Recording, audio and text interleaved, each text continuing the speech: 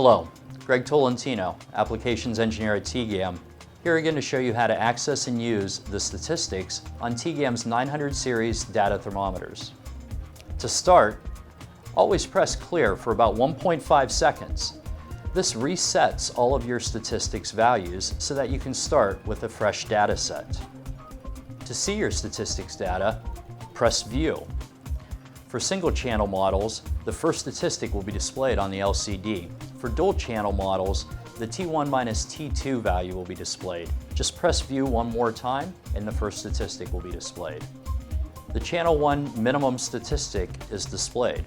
This is the minimum value since the instrument was turned on and the last time clear was pressed. To display the maximum value, press View again. To display the average value, press View one more time. And to display the overall measurement range, press View again. This is the difference between the minimum and maximum values. And press View one more time to see the standard deviation for the entire measurement set. For two-channel models, press View again to see the same statistics for Channel 2.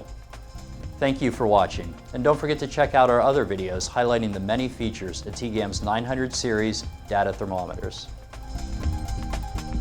When the measurement matters, be certain with TEGAM.